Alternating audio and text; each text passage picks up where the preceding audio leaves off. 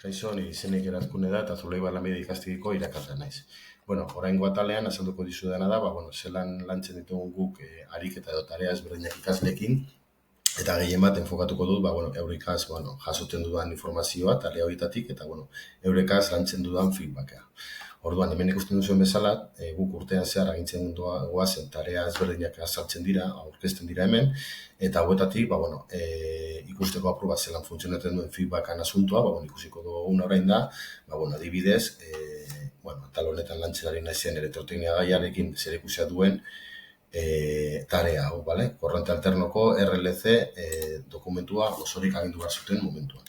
Orduan, hemen ikusten dugun bezala, ematen digun lehenengo informazioa da, entregatu ez dutenen informazioa edo, egoera. Alde batetik hemen ikusten da, nortzuk ikusi duten dokumentua, hau da, bizto jartzen duen atalean, ikusten du ikasleok peiok adibidez dokumentu ikusi duela, baina ez duela entregatu.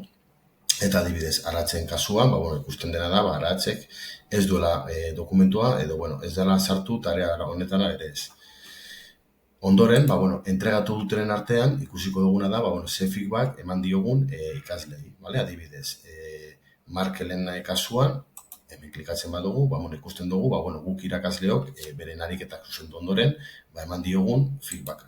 Hemen sartuta hobeto, ikusiko dugu berak agindutako lana guri agindutako lana, guk kasu honetan euri arbelean jarri genien ariketa batzuk dira, eta beraiek egin behar izan dutena da paperean egin, eta gero tarea atal honetan, beren lana igo, eta gero guk horrela feedbacka eman euri. Ikusten badugu beste adibide bat, hasieran kasuan adibidez, hemen ditugu berak egindako ariketak, berak agindutako erantzunak, eta guk hemen ariketa zuzendu ondoren emandako feedbacka. Ondoren, guk hau egiten duguna da, urtean zehar, tarea ezberdinak jaso ondoren, egiten duguna da, urtean egin naiz gure barik, feedback honen dokumentazioa gorde egiten dugu. Hau da, zer egiten dugu?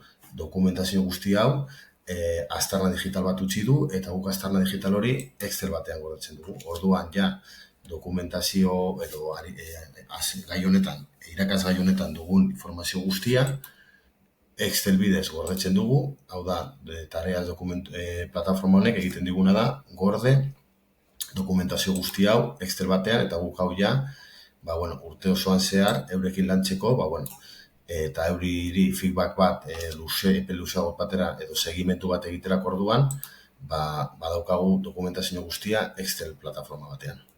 Eta, hau da guk feedbackan inguruan lantzen dugun teknika edo erabiltzen dugun metodologia.